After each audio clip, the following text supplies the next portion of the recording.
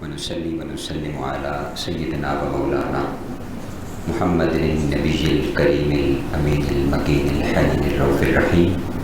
أما بعد، أعوذ بالله من الشيطان الرجيم. بسم الله الرحمن الرحيم.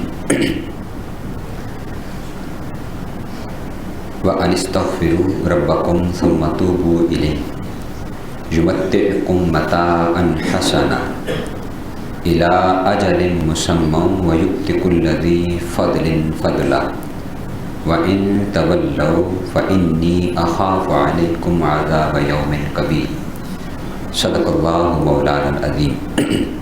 إن الله وملائكته يصلون على النبي يا أيها الذين آمنوا صلوا عليه وسلموا تسليما. اللهم صل على سيدنا ومولانا محمد النبي الأمي وعلى آله وسلم تسليما. صلاة وسلام عليك يا سيدي يا رسول الله وعلى آلك وأصحابك يا سيدي يا حبيب الله. اللہ جل مجدہ کے فضل و کرم اور کریم آقا صلی اللہ علیہ وآلہ وسلم کے نالین پاک کے تصدق سے بحمدہ تعالی رمضان مبارک کے اس دوسرے عشرہ میں ہم اللہ رب العزت کے حضور اس کے گھر میں سجدہ ریز ہونے کے لیے اور اس کا اور اس کے پیارے حبیب صلی اللہ علیہ وآلہ وسلم کا ذکر کرنے کے لیے موجود ہیں.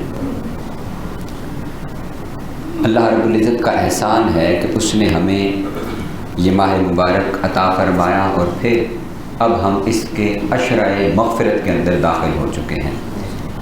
رمضان مبارک کا جو پہلا عشرہ ہے اسے عشرہ رحمت کہتے ہیں، یعنی اللہ رب العزت اس میں اپنی رحمتوں کا نزول فرماتا ہے اور بندے اس رحمت کو سمیٹتے ہیں. خوش نصیب ہیں وہ جو اس رحمت کو سمیٹتے ہیں. دوسرا عشرہ وہ عشرہ مغفرت ہے، یعنی اس میں اللہ رب العزت کثرت کے ساتھ اپنے بندوں کی بخشش فرماتا ہے. اور تیسرا جو ہے وہ پھر جہنم سے آزادی ہے. اللہ رب العزت اپنے محبوب کے ان امتیوں اور ان بندوں کو جہنم سے بھی آزادی کا پروانہ عطا کر دیتا ہے. یہاں جو ایک بات قابل غور ہے وہ یہ ہے کہ یاد رکھیے کسی بھی چیز کا آغاز وہ اچھا ہو جاتا ہے، لیکن جو اصل معاملہ ہے وہ اس کو اینڈ تک اچھا رکھنا ہے، اس کا اختتام بھی اچھا رکھنا ہے. اور کوئی بھی کام، کوئی بھی پروجیکٹ اور کوئی بھی عمل وہ اپنے اختتام سے پہچانا جاتا ہے. یاد رکھیے ٹیکنیکل لینگویج کے اندر کبھی بھی یہ نہیں کہا جاتا کہ اس نے بہت اچھا پروجیکٹ شروع کیا ہے، اور اگر کسی شخص نے وہ پروجیکٹ اچھے سے مکمل کیا ہو تو اس کو شاباش دی جاتی ہے کہ اس نے بہت اچھا پروجیکٹ مکمل کیا ہے. اور فورسز کے اندر اور بڑے اداروں میں اور بڑی جگہوں کے اوپر اور بڑی کمپنیز کے کارپوریٹ میں جو کنسٹرکشنز وغیرہ کر اس طرح کے کام کرتے ہیں تو ان کی ریپوٹیشن جب لکھی جاتی ہے نا کہ اس کمپنی کی ریپوٹیشن اچھی ہے یا بری، تو اس میں یہ نہیں لکھا جاتا کہ انہوں نے اتنے پروجیکٹ شروع کیے. ان کی پروفائل میں لکھا ہوا ہوتا ہے کہ انہوں نے اتنے پروجیکٹ مکمل کیے ہیں. کیونکہ شروع تو ہر کوئی پروجیکٹ کو کھول کے شروع کر دے، اصل بات یہ ہے کہ اس پروجیکٹ کو مکمل کرنے والا کون ہے، کتنوں نے اس پروجیکٹ کو اچھے طریقے سے مکمل کیا ہے. اب رمضان مبارک کا مہینہ آغاز ہوتا ہے تو آقا علیہ السلام نے ارشاد فرمایا اس ماہ کی پہلی رات کو اللہ رب العزت تمام اہل قبلہ کی بخشش فرما دیتا ہے. اب سارے اہل قبلہ وہ تو پہلی رات کو بخشے گئے، پھر عشرہ رحمت ہے کہ اس کی رحمت سمیٹی جائے، پھر عشرہ مغفرت ہے، پھر عشرہ جہنم سے آزادی ہے. یہ سارا کچھ سمیٹ کر آخری رات تک اور عید کی صبح تک اگر ہم یہ اسی انداز کے اندر لے جائیں تو پھر ہم نے گویا اپنی بخشش کا، اس کی رحمت سمیٹنے کا اور جہنم سے آزادی کا پروجیکٹ بحمدہ تعالیٰ اچھے طریقے سے مکمل کیا ہے. ورنہ بخشش بھی سمیٹ لی، رحمت بھی سمیٹ لی، جہنم سے آزادی بھی حاصل کر لی، اور آخری رات جب آئے جس کو ہم چاند رات کہتے ہیں، اس ایک رات کے اندر اس ساری عمارت جو ہم نے کھڑی کی تھی اس کے نیچے سے پلر گرا دیے جائیں، وہ عمارت ساری دھڑام سے نیچے آ گئی، فقط ایک رات کے چند لمحوں کے اندر۔ اس پر انشاءاللہ پھر ہم جب اس عشرہ میں جائیں گے تو اس رات پر بھی گفتگو کریں گے کہ وہ رات کیا ہے۔ تو یہ جو عشرہ شروع ہوا ہے اس کا نام ہے عشرہ مغفرت۔ جو آیہ مبارکہ میں نے تلاوت کی ہے سورہ ہود کی، اللہ رب العزت نے ارشاد فرمایا بسم اللہ الرحمن الرحیم وَأَنِ اسْتَغْفِرُوا رَبَّكُمْ ثُمَّ تُوبُوا إِلَيْهِ، اور یہ کہ تم اپنے رب سے مغفرت طلب کرو پھر تم اس کے حضور صدق دل سے توبہ کرو۔ وہ کیا کرے گا؟ الیہ یمتعکم متاعا حسنا، وہ تمہیں وقت معین تک اچھی متاع سے لطف اندوز رکھے گا، اور پھر وَيُؤْتِ كُلَّ ذِي فَضْلٍ فَضْلًا، اور ہر فضیلت والے کو اس کی فضیلت کی جزا عطا فرمائے گا۔ یہاں جو بات اس آیت مبارکہ میں قابل توجہ ہے اور جو ہمارے آج کی اس گفتگو میں سمجھنے والی ہے وہ یاد رکھیے، فرمایا وَأَنِ اسْتَغْفِرُوا رَبَّكُمْ، اپنے رب سے مغفرت طلب کرو، ثُمَّ تُوبُوا إِلَيْهِ، پھر اس سے توبہ کرو۔ یہ آیت مبارکہ اور یہ کلمات بتا رہے ہیں استغفار کسی اور شے کا نام ہے، توبہ کسی اور شے کا نام ہے۔ ہم استغفار اور توبہ کا عمومی طور پر معنی ایک ہی تصور کرتے ہیں کہ ہاں اس نے گناہوں سے استغفار کی، اس نے توبہ کی، تو ہمارا عمومی تصور یہ ہے کہ گناہوں سے معافی مانگنا شاید اسی کا نام استغفار ہے اور اسی کو توبہ کہتے ہیں۔ نہیں، اللہ رب العزت نے ارشاد فرمایا وَأَنِ اسْتَغْفِرُوا رَبَّكُمْ، پہلے اپنے رب سے استغفار کرو، ثُمَّ تُوبُوا، پھر توبہ کرو۔ تو معلوم پڑا کہ استغفار الگ چیز ہے، توبہ الگ چیز ہے۔ آئیے سمجھتے ہیں کہ توبہ کس شے کو کہتے ہیں اور استغفار کس چیز کو کہتے ہیں۔ تو توبہ کی بیان سے پہلے میں چاہوں گا کہ ہم استغفار کو سمجھ لیں کہ استغفار کیا ہے۔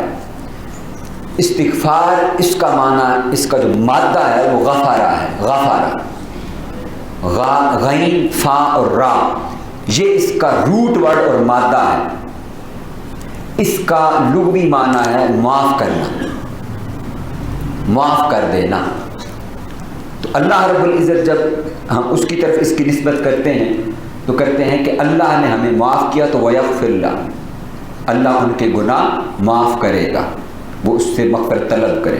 اور اسی غفارہ کے اوپر عربی گرامر میں ہے کہ اگر حمزہ سین اور تا کا اضافہ کر دیں جس کو ہم استغفار کہتے ہیں، استغفار، تو یہ طلب کرنے کے معنی پیدا کر دیتا ہے۔ استغفار معافی مانگنا، تو بندوں کی نسبت جب بھی ہوگی تو یہ استغفار کریں گے کہ بندے استغفار کرتے ہیں، اور اللہ کی طرف نسبت ہوگی تو اللہ مغفرت فرماتا ہے۔ یعنی تو مغفرت کا معنی، استغفار کا معنی وہ معافی طلب کرنا ہے، معافی طلب کرنا ہے۔ یہ گناہوں کی زندگی میں اگر انسان ہے تو پہلا مرحلہ یہ ہے کہ وہ اپنے رب سے استغفار کرے اور گناہوں پر معافی طلب کرے۔ اس کی تفصیل میں ہم پھر آتے ہیں، یہ بھی اس کے معنی پر بحث ہے۔ تو پہلا مرحلہ وہ معافی طلب کرنا ہے۔ توبہ دوسرا مرحلہ ہے۔ توبہ کا جو لفظ ہے یہ اس کا مادہ ہے تا، واو اور با، تابا یتوبو سے۔ اور سنیے ذرا توجہ سے سنیے گا، توبہ کا لغوی معنی ہے لوٹ آنا اور رجوع کرنا، لوٹ آنا اور رجوع کرنا۔ یعنی انسان اگر معصیت کی زندگی میں ہو، گناہ کی زندگی میں ہو، تو وہ اس کو کہتے ہیں معصیت، کہتے ہیں نافرمانی کو۔ یعنی اس نے اللہ، گناہ کیا ہے، گناہ کی ڈیفینیشن کیا ہے؟ گناہ کی ڈیفینیشن یہ ہے کہ اللہ کے جو حکم ہے اس سے روگردانی کرنا، اس کی نافرمانی کرنا، اس کو گناہ کہتے ہیں۔ یعنی اس نے کچھ حدود بیان کر دی کہ یہ کام کرنا ہے اور یہ کام نہیں کرنا، کچھ کاموں کے کرنے کا حکم ہے اور کچھ کے نہ کرنے کا حکم ہے، تو جن کے کرنے کا حکم ہے وہ نہ کیا جائے اور جن کے نہ کرنے کا حکم ہے ان کاموں کو کیا جائے، اس کو گناہ کہتے ہیں۔ اب اس کی انٹینسٹی ڈفرینٹ ہے، کچھ زیادہ بڑے گناہ ہیں وہ حرام کے درجے میں چلے جاتے ہیں، اور کچھ چھوٹے گناہ ہیں جو حرام کے درجے میں تو نہیں جاتے. تو یہ گناہ ہے، یعنی اللہ رب العزت کی نافرمانی، اس کی حکم عدولی. اور فرمایا کہ توبہ کیا ہے؟ توبہ یہ ہے کہ بندہ معافی مانگے اپنی اس غلطی کی، جرم کی، اور پھر اللہ رب العزت کی طرف لوٹ کر آ جائے، یعنی جو اس کے حکم ہیں ان کی طرف لوٹ کر آ جائے. اس کو توبہ کہتے ہیں. وہ اس معصیت والی زندگی سے پلٹ آئے اور اب نیکی کی زندگی کی طرف رجوع کرنا شروع کر دے. رجوع کرنا، پلٹ کر آنا، لوٹ کر آنا. اس کا ایک معنی یوں سمجھ لیں کہ جیسے ایک انسان ایک راستے پر چلا اور اس نے ایک منزل کا انتخاب کیا، وہ اس کی طرف چل پڑتا ہے. اب چلتے چلتے راستے میں اس کے اندر کوئی خواہش پیدا ہوتی ہے اور کوئی شخص اس کو بھٹکانے کی کوشش کرتا ہے اور اس کو کہتا ہے کہ وہ اس راستے پر نہ چلے، یہ راستہ بڑا مشکل ہے. اس مثال کو سمجھیے ذرا کہ یہ راستہ بڑا مشکل کٹھن راستہ ہے، اس پر چھاؤں بھی نہیں ہے، دھوپ پڑ رہی ہے، گرمی ہے، پانی ملے گا کوئی نہیں راستے میں، شاید ملے شاید نہ ملے. اس سے مراد کیا ہے؟ اس سے مراد یہ ہے کہ دھوپ پڑ رہی ہے تو راستے میں مشکلات ہیں، پانی ملے یا نہ ملے، یعنی شاید آسانی آئے اور شاید آسانی نہ آئے. تو اس راستے پر جا رہے ہو، وہ کہے گا یہاں آؤ، میں تمہیں اس راستے پر لے کر کے جاتا ہوں. یہاں سارا راستہ چھاؤں کا ہے، پورے راستے میں چھاؤں ہے، آسانی ہے، جگہ جگہ کے اوپر سبیلیں لگی ہوئی ہیں، مختلف انواع و اقسام کے ڈرنکس ہیں وہاں پر، ذائقے دار، جو پینا چاہو، بڑے لطف اندوز ہیں. جہاں تھک جاؤ گے وہیں پر تمہارے آرام کے لیے جگہ مہیا کر دی جائے گی، اور تمہارے لیے اور شہوات کا، لذات کا اہتمام ہے وہاں پر. کلب میں جانا چاہو، انٹرٹین ہونا چاہو تو تمہارے لیے شوق اور ذوق کے لیے ایسی چیزیں بھی ہیں وہاں پر. اب وہ شخص اس راستے پر چل رہا تھا، اس نے اسے بھٹکایا، دل میں شوق پیدا ہوا کہ یہ جس کا تصور دے رہا ہے جس راستے کا، وہ تو بڑا خوبصورت راستہ ہے، کہ وہاں پر تو بڑی روشنیاں بھی ہیں، چھاؤں بھی ہے، ٹھنڈک بھی ہے. پھر یہ بتا رہا ہے کہ وہاں پر مختلف انواع و اقسام کے ڈرنکس بھی ہیں، تو اس گرمی کے اندر اچھا مشروب مل جائے تو اس سے اور زیادہ کیا چاہیے. پھر کہہ رہا ہے کہ تھک جاؤ گے تو تمہارے لیے اچھا اہتمام بھی ہوگا، اور اگر اکتا جاؤ گے تو تمہاری انٹرٹینمنٹ کے لیے بھی انتظام کیا جائے گا. اب وہ اس راستے پر چل پڑا ہے. جب اس راستے پر چل پڑا ہے تو وہ اپنی اصل منزل کو بھول گیا ہے کہ اس نے جانا کہاں تھا، اس کا مقصود کیا تھا، اس کی زندگی کا مقصد کیا تھا، اس سے وہ دور ہو گیا ہے. اور اس کو آنے والے نے حکم دیا تھا کہ تو نے اسی راستے پر چل کر کے آنا ہے، چاہے درمیان میں کوئی بھی آ جائے. اس نے اس کی حکم عدولی کی، حکم عدولی کی. اب یاد رکھیے جب وہ اس راستے پر چل پڑا ہے، کچھ دور گیا تو یا کوئی اور بھٹکا ہوا اس کو اپنے جیسا مل گیا وہاں پر، اس نے بھی اس سے یہ بات کہی، یا اس کو خود یاد آ گیا جب وہ ہوش میں آیا تھکاوٹ سے کہ میں تو اس راستے کا راہ ہی نہیں تھا، میں نے تو کہیں اور جانا تھا، میری تو منزل کوئی اور تھی.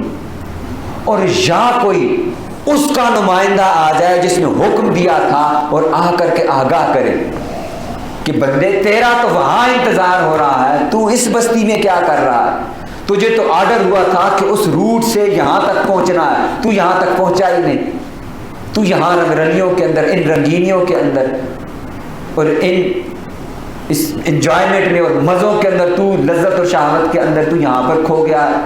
تجھے تو حکم تھا کہ اس منزل پر پہنچنا ہے، اس راستے کے ذریعے آنا ہے، تو یہاں پر کھو گیا ہے. تو یا تو اس کا کوئی نمائندہ آ جائے بلانے کے لیے. اس مثال کو سمجھیں کہ اپنے ذہنوں میں تصور لائیں. جہاں جہاں ہم جابس کرتے ہیں، یہ فورسز کے لوگ اس کو زیادہ بہتر سمجھ سکتے ہیں کہ فورسز کے لوگ جب کانوائے لے کر نکلتے ہیں نا، قافلہ لے کر، تو ان کو پورا روٹ اپنے باس کو، سینئر کو، سی او کو، کمانڈنٹ چیف کو وہ بتانا ہوتا ہے کہ یہ ارینجمنٹس ہوں گی ہماری، اس طریقے سے کانوائے نکلے گا، اس روٹ سے آئے گا اور اس وقت تک یہاں پر پہنچ جائے گا. اب فورسز کے ڈسپلن کو ذہن میں رکھیں اور تصور کریں کہ کانوائے سپاہیوں کا نکلا ہے، آفیسرز اس میں کوئی نہیں ہے. انہوں نے درمیان میں کسی نے ایسے ہی کہہ دیا کہ یار اتنی سخت ڈیوٹی کرتے ہو، پریشان رہتے ہو، ہر وقت 8-12 گھنٹے بندوق اور اتنا لوہا لے کر کھڑے رہتے ہو، آؤ تمہیں تھوڑی سی دیر آرام کرواتے ہیں. یہ کانوائے تو پہنچتا رہے گا وہاں پر، تم نے ساری عمر سائن کر کے دے دیا ہے کہ ہم نے انہی کی نوکری کرنی ہے، آؤ ذرا تمہیں کہیں اور لے کر کے جاتے ہیں. اس نئی دنیا کو بھی دیکھو، جس دنیا میں آئے ہو، دنیا رہنے کی جگہ ہے، تم نے اپنے آپ کو کس مصیبت میں ڈال رکھا ہے. یہ بھی تو اللہ نے ہی بنائی ہے. یہ ساری چیزیں، یہ روشنیاں، یہ لذات، یہ شہوات، یہ ذوق کی چیزیں، یہ انٹرٹینمنٹ کی چیزیں، یہ بھی تو اسی نے ہی بنائی ہیں نا، تمہارے لیے ہی تو بنائی ہیں. آخر ایسے تصورات سے ہمیں بہکایا جاتا ہے، سپاہیوں کو بہکایا جاتا ہے، کانوائے دوسری طرف لے جایا جاتا ہے. اب ایک چیز ہے، یا تو اس کانوائے میں ہر شخص یہ دعویٰ کر دے کہ نہیں جی ہمیں آرڈر ہوا ہے، ہم نے اس روٹ سے جانا ہے، ہم نے لکھ کر کے دیا اور اس وقت تک ہم نے اس جگہ پہنچنا ہے، ہم وہاں پہنچیں گے. اور ہم نے اگر ڈیویٹ ہوئے تو ہمیں اس کی پینلٹی پے کرنی پڑے گی، ہمیں اس کی ایکسپلینیشن دینی پڑے گی. اور اس صورت میں 2 آپشنز ہیں، اور وہ کیا ہے کہ جس پوزیشن پر ہیں اس سے ڈی گریڈ کر دیے جائیں، جو سیلری مل رہی ہے وہ کٹ ڈاؤن کر دی جائے، اور ایک آپشن پھر یہ ہے کہ آپ کو ڈسمس فرام سروس کر دیا جائے. اسی کو آپ اپنی عمومی زندگی میں دیکھ لیں، خطرناک ہے نا. ایک یہ ہے کہ ڈاؤن گریڈ کر دیا جائے، رتبہ کم ہو جائے. ایک یہ ہے کہ سیلری کٹ ڈاؤن کر دی جائے، یعنی جو الاؤنسز مل رہے تھے وہ نہ ملیں. اور ایک یہ ہے ایکسٹریم لیول کہ سرے سے ہی آپ کی جاب ختم ہو جائے.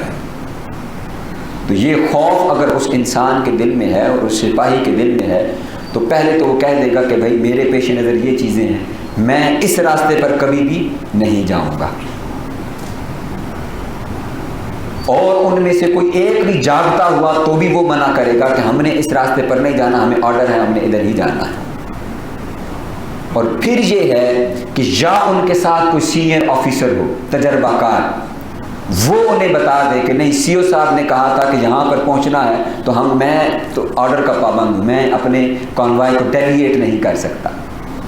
اور پھر ایک آپشن یہ ہے کہ کانوائے ڈیویٹ ہو جاتا ہے، گمراہ ہو جاتا ہے، بھٹک جاتا ہے اور وہ دوسرے راستے پر چلا جاتا ہے. وہ کہتا ہے ہم آرام بھی کریں گے، ہم مشروب بھی پئیں گے، ہم انٹرٹینمنٹ بھی انجوائے کریں گے، اور یہاں پر اور بھی جو لوازمات ہیں ان سے لطف اندوز ہوں گے. پھر سی او صاحب کا کوئی نہ کوئی نمائندہ آتا ہے، دیکھو وہ کانوائے گیا تھا وہ کہاں رہ گیا ہے.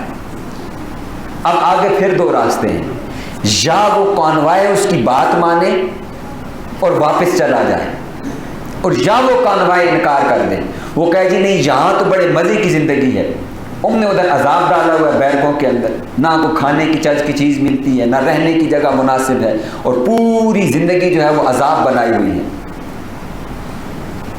تو ایک یہ آپشن، 2 آپشنز ہیں. توبہ یہ ہے کہ جب کوئی آگاہ کرنے والا آ جائے اپنا قافلہ وہیں سے لوٹا کر اس کی طرف رجوع کر لیا جائے.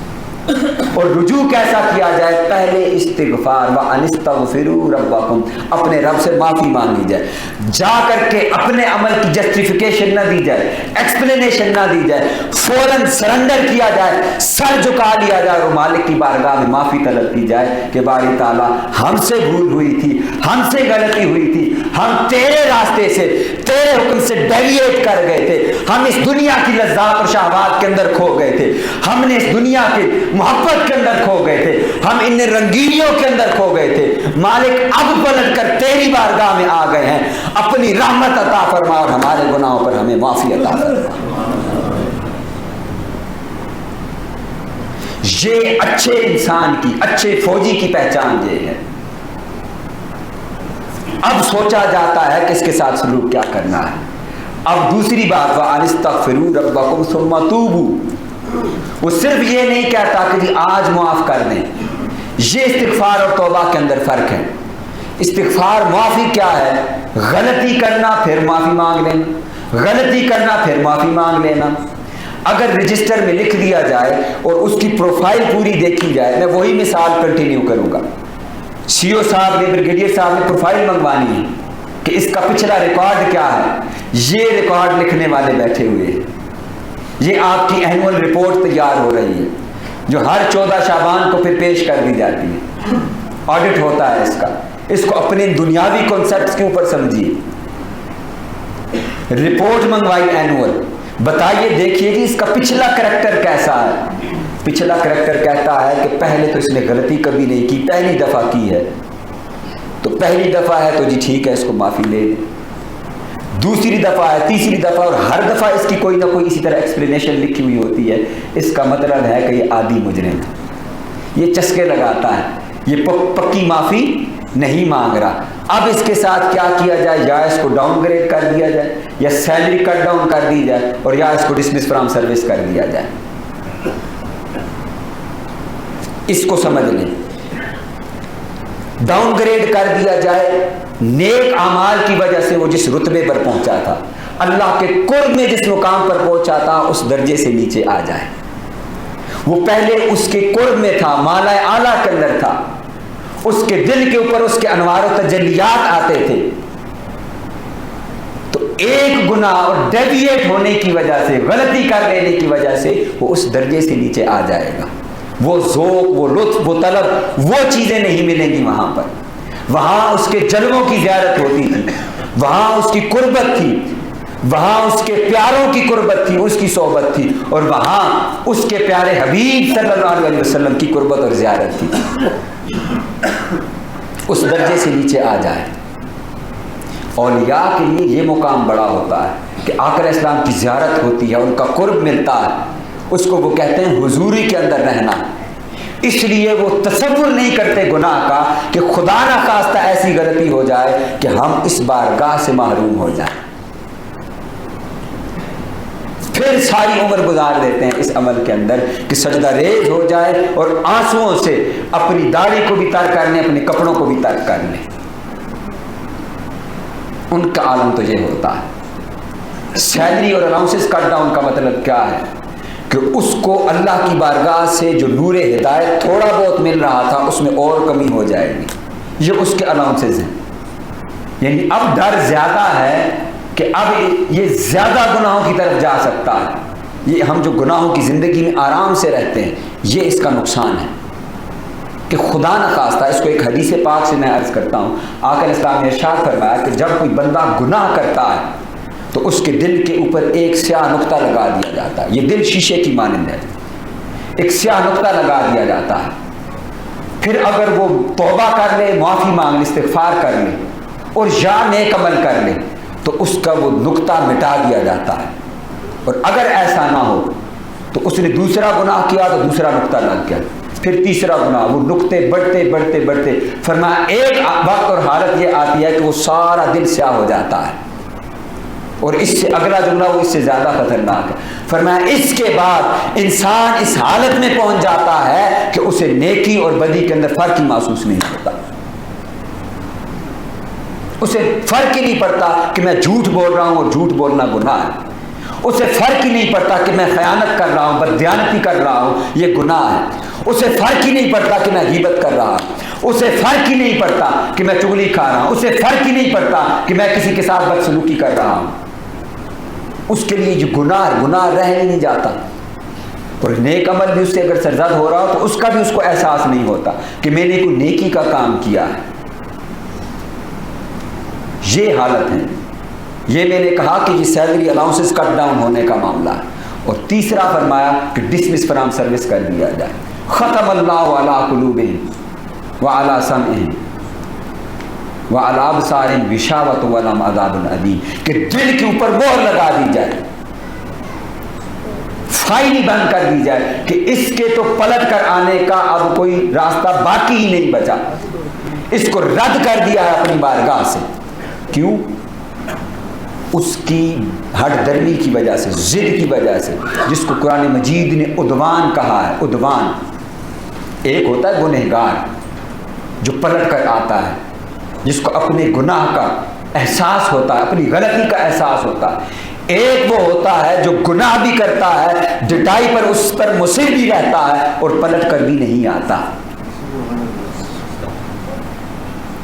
اس پر ڈٹائی کرتا ہے کہ یہ تو کوئی معاملہ نہیں. یہ ایک دفعہ ہوگا، دوسری دفعہ ہوگا، تیسری دفعہ پھر ختم اللہ علی قلوبہم، دلوں پر پھر مہر لگا دی جاتی، اب پلٹ کر آنے کا کوئی واپس کا راستہ نہیں ہے۔ تو اللہ رب العزت نے کیا فرمایا کہ پہلے استغفار کرو، معافی مانگو، یہ طریقہ کار ہے اس کی طرف رجوع کرنے کا۔ اس سے پہلے اپنے گناہوں کے اوپر وہ جو کچھ اپنی زندگی میں کیا ہے اس کو تصور میں لانا، اور پھر کیا کرنا، پھر اس کی طرف توبہ کرنا، رجوع کرنا، لوٹ کر آ جانا۔ توبہ یہ ہے کہ اس زندگی کو مکمل طور پر اس راستے کو چھوڑ کر اور واپس اصل راستے پر آ جانا، اس کو توبہ کہتے ہیں۔ یہ استغفار سے مختلف ہے اور اونچا درجہ ہے۔ حضور سیدنا غوث الاعظم رضی اللہ تعالی عنہ آپ فرماتے ہیں کہ توبہ کا معنی یہ ہے، توبہ کا معنی آپ ارشاد فرماتے ہیں، سنیے گا۔ ایک اس کا مطلب یہ ہے کہ گناہوں کی زندگی، ایک تو ہے گناہ سے معافی مانگنا، ایک ہے کہ گناہوں کی زندگی سے مکمل طور پر اجتناب کرنا اور پلٹ کر آ جانا۔ تو آپ فرماتے ہیں کہ انسان اتباع نفس سے اجتناب کرتے ہوئے اس میں یکسوئی اختیار کرے، یعنی نفس کی جو خواہشات ہیں جو اس کو مائل کرتی ہیں کہ اس راستے پر چلو، یہاں پر روشنیاں ہیں، آرام ہے، سکون ہے، رنگینیاں ہیں یہاں پر، وہ فرماتا ہے کہ اس سے یکسوئی اختیار کر کے سب کچھ اللہ کے سپرد کر دو۔ اس کا سب کچھ کس کے لیے ہے؟ ہم جملہ بڑی آسانی سے بول دیتے ہیں، ہمیں لگتا ہے کہ یہ شاید کلمہ تعسف ہے، نہیں، میں پڑھنے لگا ہوں آپ کے سامنے، اور ذرا آنکھیں بند کر کے اس کو دل سے سنیے اور سمجھیے گا۔ ہم کتنی آسانی سے کہہ دیتے ہیں انا للہ و انا الیہ راجعون، کبھی اس پہ غور کیا ہے کہ اس کا کیا معنی ہے؟ فرمایا انا للہ، باری تعالیٰ ہم تو ہیں ہی تیرے، ہم تو ہیں ہی تیرے بندے، وَإِنَّا إِلَيْهِ رَاجِعُونَ، اور ہم نے باری لا جانا کہاں ہے، ہم تو تیری ہی طرف لوٹ کر آنے والے ہیں۔ یہ اس کا معنی ہے۔ ہم سمجھتے ہیں کہ یہ شاید کلمہ تعسف ہے جو فوتگی پر بولا جاتا ہے، نہیں، یہ اس کی طرف رجوع کرنے کا جملہ اور کلمہ ہے جو ہر لمحہ خود کو احساس دلاتا رہے کہ مالک ہم اگر زندگی میں تھوڑے بہت یہاں ہو جائیں تو یہ انسان کی سرشت میں اس نے رکھا ہے۔ اس کو فرمایا کہ یہ جو انسان، یہ تین مختلف درجات ہیں، تین مختلف درجات۔ فرمایا استغفار، بخشش، یہ فرشتوں کا درجہ ہے، اور گناہ کرنا، معصیت کی طرف جانا، یہ شیطان کا درجہ ہے۔ اور انسان کیا ہے؟ فرمایا انسان یہ ہے کہ اگر گناہ کر بیٹھے استغفار کرتا ہے اور توبہ کر کے مولا کی طرف رجوع کرتا ہے اور فرشتوں سے بھی اوپر درجہ پا جاتا ہے۔ یہ ہے انا للہ و انا الیہ راجعون، کہ ہر شے کو مولا کے سپرد کر دینا۔ مالک میرا تو تھا ہی کچھ نہیں، مال بھی تیرا ہے، نعمتیں بھی تیری ہیں، اور مالک یہ سب کچھ کیوں تیرا ہے کہ میں بھی تو تیرا ہی ہوں۔ ان میں سے اگر کچھ چلا گیا تو غم کیا ہے، ان کے جانے پر افسوس کیوں، مالک میں نے بھی پلٹ کر آنا ہے تو تیری ہی طرف آنا ہے۔ اور پھر فرمایا کہ توبہ یہ ہے کہ دروازے پر اس طرح کا انسان پہلے، حضور سیدنا غوث الاعظم نے جو فرمایا کہ ایک تو اجتناب کرے، اور پھر فرمایا دل پر ایسا پہرا دے احکامات الہیہ کا کہ کوئی چیز اس کے دل میں سے جو اللہ کے حکم کے سوا ہے وہ اس کے دل سے نہ گزر سکے۔ یہ ہے اپنے دلوں پر پہرا دینا، اور یہ ہے توبہ اور استغفار۔ اور آقا کریم علیہ الصلوۃ والتسلیم نے ارشاد فرمایا کہ اے لوگوں استغفار کیا کرو، میں تم میں سے دن میں 70 مرتبہ استغفار کرتا ہوں، اور ایک میں روایت میں فرمایا میں 100 مرتبہ استغفار کرتا ہوں۔ اور آپ کا عالم یہ تھا، آپ کا سید سرور کائنات صلی اللہ علیہ وسلم کا، حضور سرور کونین کا، کہ سیدہ عائشہ صدیقہ رضی اللہ تعالیٰ عنہ فرماتی ہیں کہ آقا اسلام اب اس کو ذہنوں میں لائیں کہ ہم کون ہیں، اور ہم جن کا ذکر اور کلمہ پڑھنے والے ہیں، اور جن کو ہم کہتے ہیں کہ وہ ساری کائنات تخلیق انہی کے لیے کی گئی ہے۔ فرمایا کہ آقا علیہ السلام رات کو قیام فرماتے تو اتنا قیام فرماتے کہ آپ کے قدمین مبارک متورم ہو کر پھٹ جاتے، اور اتنا گریا کرتے کہ ہمیں شائبہ ہوتا کہ شاید آپ کی جان نکل جائے. سیدہ عائشہ اور ایک روایت میں حضرت بلال رضی اللہ تعالیٰ عنہ فرماتے ہیں کہ جب ہم نے یہ منظر دیکھا تو ہم نے کہا یا رسول اللہ آپ اتنی مشقت اٹھاتے ہیں, آپ تو اللہ کی بارگاہ سے بخشے ہوئے ہیں. فرمایا کہ ہاں میں اس کی بارگاہ سے بخشا ہوا ضرور ہوں, تو کیا میں اس کا قرب نہ حاصل کروں؟ تو یہ بخشش ایک اپنے گناہوں پر ندامت اور پھر اللہ رب العزت کی بارگاہ کا قرب بھی ہے, اس سے قرب حاصل کرنا ہے. اور استغفار کا فائدہ کیا ہے جو سورہ نوح کے اندر اللہ رب العزت نے بیان فرمایا کہ نوح علیہ السلام نے اپنی فوج سے کہا, آخری جملے اس پر گفتگو کو ختم کرتا ہوں یہ فائدہ آپ کو بتا کر کہ نوح علیہ السلام نے اپنی فوج سے کہا کہ تم اللہ کی بارگاہ میں استغفار کرو. اس سے کیا ہوگا؟ یہ سورہ نوح کے اندر ہے. فرمایا کہ اس سے یہ ہوگا کہ اللہ رب العزت وہ تمہیں بارش عطا فرمائے گا, اور پھر تمہارے مال اولاد کے اندر تمہیں کثرت عطا فرمائے گا, ان میں بڑھوتری کرے گا, تمہاری مدد کرے گا. اور چوتھا فائدہ یہ ہوگا کہ تمہاری جو زمین کی پیداوار ہے اس کو اللہ رب العزت بڑھا دے گا.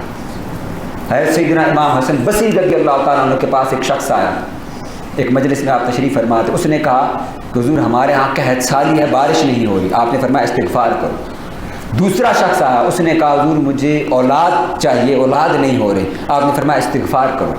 تیسرا آیا, اس نے کہا جی میرے تو تنگ دستی بہت ہے, مال بہت کم ہے. آپ نے فرمایا استغفار کرو. چوتھا آیا, اس نے کہا کہ ہماری زمین جو ہے وہ بنجر ہوتی چلی جا رہی ہے, اس کی پیداوار بہت کم ہو رہی ہے. آپ نے فرمایا استغفار کرو.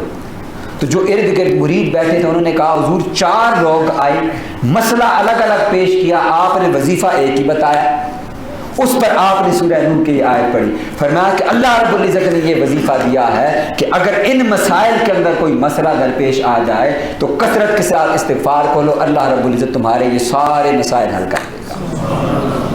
دوستان مکرم, آخری جملے یہ ہیں کہ یہ جو عشرہ مغفرت شروع ہوا ہے اور یہ جو ماہ مبارکہ ہے, اس کو غنیمت جانتے ہوئے اللہ رب العزت کی بارگاہ سے ایک تو استغفار کر کے معافی طلب کریں, اور پھر ایسی توبہ کریں کہ پھر دوبارہ ڈیویٹ نہ ہو, پھر ہمارا کانوائے اپنے راستے سے بھٹکے نہیں اور ایک ہی راستے کی طرف چلتا چلا جائے. اور جب آخری رات ہو تو اس کی تجلیات کا نزول ایسا ہو رہا ہو اور یہ من ایسا صاف ہو چکا ہو کہ اس کے محبوب کا جلوہ اس من کے شیشے کے اندر نظر آ رہا. اللہ رب العزت سے دعا ہے کہ وہ ہمیں یہ ذوق طبیعتوں کے اندر عطا فرمائے. وما علیہ الا البلاغ.